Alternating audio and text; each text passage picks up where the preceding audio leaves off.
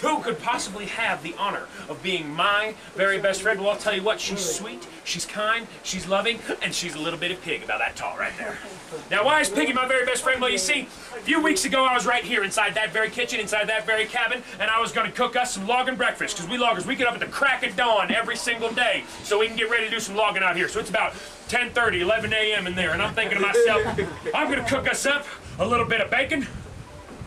That's about it right there. That's a good breakfast, ain't that right, boys? Bacon! Yeah, only all of them are here to yell when I say bacon. Not just one of them. That's good. I like it. Yeah, bacon's good. Okay. So, I walk inside that cabin and I go up to the icebox and I give it a little boot and I look inside and there is no more bacon!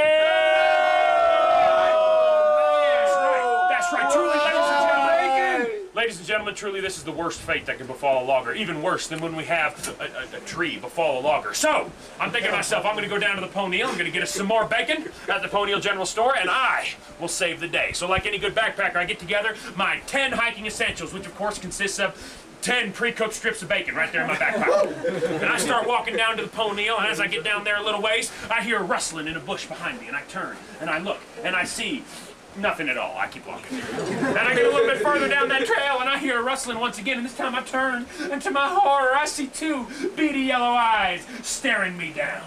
And there, in that bush, is a 100-pound brown bear who has smelled my bacon, and she wants my bacon, and I want my bacon, so I start walking a little bit faster than last time. And as I'm looking, I'm moonwalking. Yeah!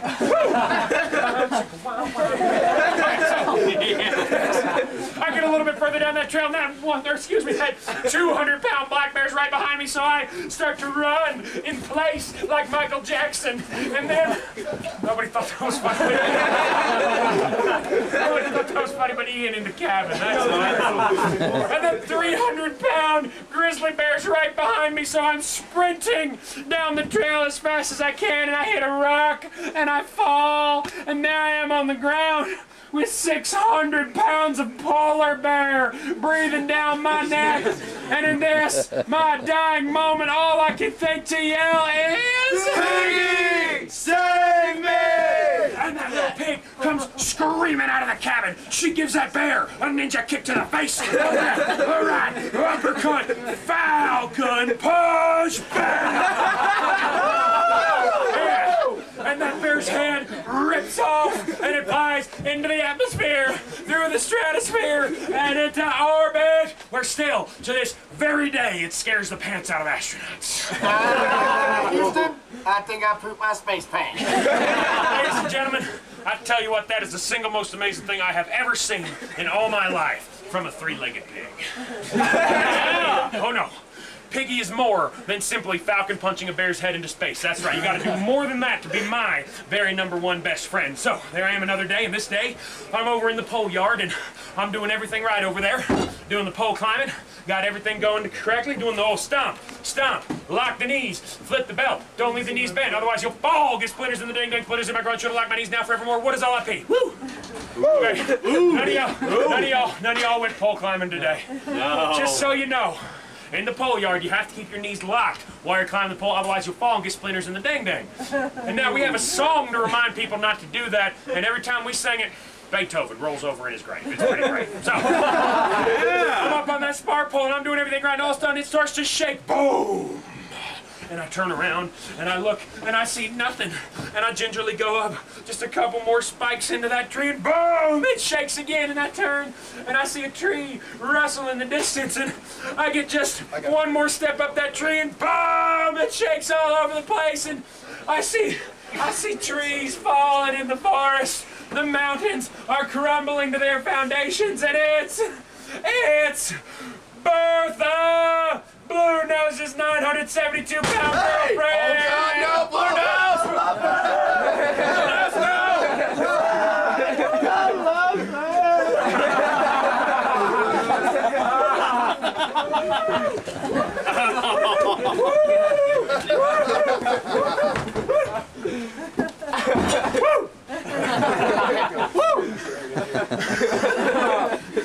Ladies and gentlemen, that girl single-handedly put the Cimarron Bakery out of business. Big girl, large lady. I mean, she's the size of a barn. Last time she fell down, we had to find 40 Amish guys to pick her up. there I am on that pole, and it's shaking all over the place, and I'm screaming at Bertha, go away, Bertha, you're gonna get me killed, and she don't care. She's just running through the pole yard screaming, Beer Nose, I want some pie! And when she's hungry, her voice gets really low, and it's terrifying. And I'm screaming, no, Bertha, no. We ain't got any pie. We ain't got any baked goods. The Logger children are dying. You know that? And she don't care. She's just screaming, I want some pie. And my rope is snapped in half. My equipment is shattered. And in this, my dying moment, all I can think to yell is, Piggy, save me! And that little pig comes screaming out of the cabin door. On her little piggy head, she's got stacked blueberry pie, mulberry pie, raspberry pie, apple pie, pineapple pie, cherry pie, and then up on the top there was a bacon pie. Don't get me wrong, that sounds delicious, but that is awful weird for a pig to cook. That little piggy goes screaming between Bertha's gigantic tree-like legs, and Bertha smells pie like a shark smells blood.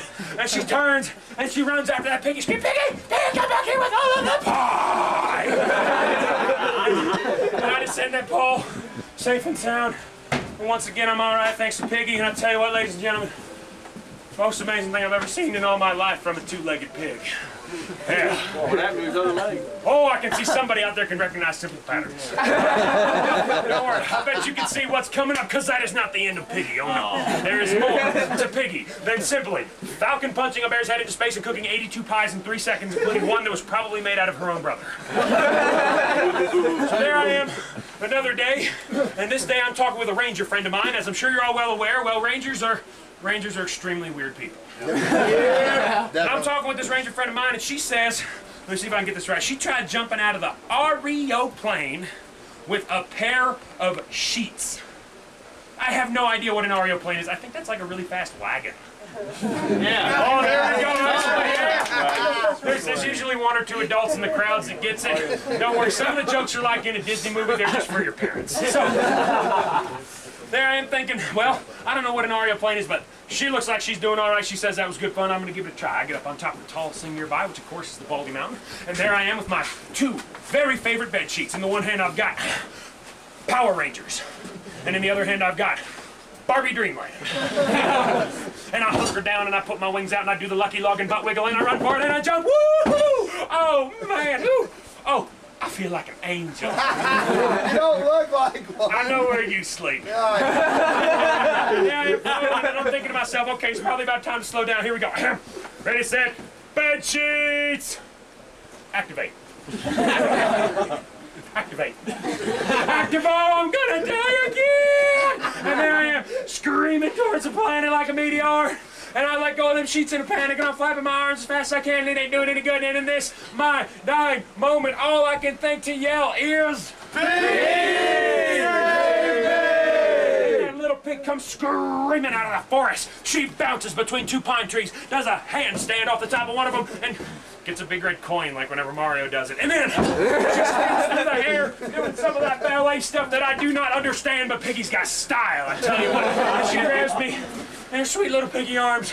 She lowers me ever so slowly, ever so gently, ever so kindly down to the ground.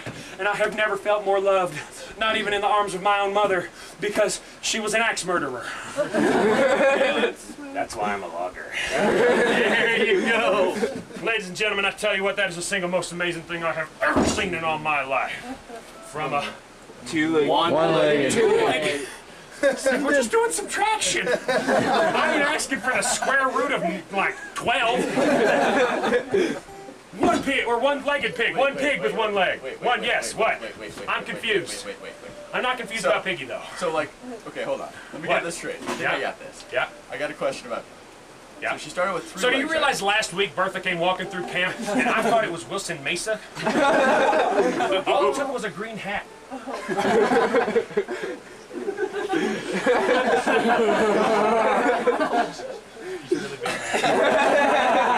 Really, really bad. Hey, so next time you hug her, can I tie a rope around your waist and then we can pull you out and it'd make a cork gun noise? So Piggy has 3 legs. Uh-huh. All right, and then she had 2 legs. I can't look at her without thinking about a monster truck.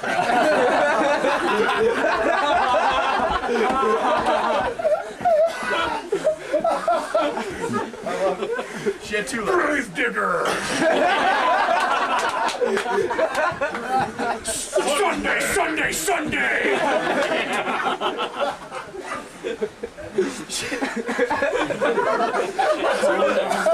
Watch her eat 7,000 gallons of pie filling in 8 seconds!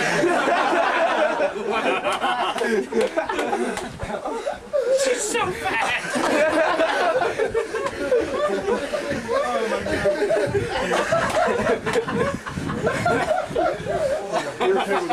She had 2 legs. She can control the tides in Mexico! 2 legs! She is throwing the moon out of orbit. She's gonna spiral into the earth thanks to your fat girlfriend. 2 legs! 2 legs! Then she had 1. Then she had 1 leg. Why is Piggy losing legs? Because you can't eat a pig that good all at once! Okay. Now, get out the pitchforks and the torches, which I'm sure we could use the torches, but don't get them out quite yet. The freeze-dried, rotten vegetables. We're trying to teach you all a lesson here, all right?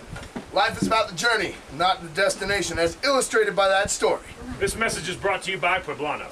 The more you know. Thank you, ladies and gentlemen.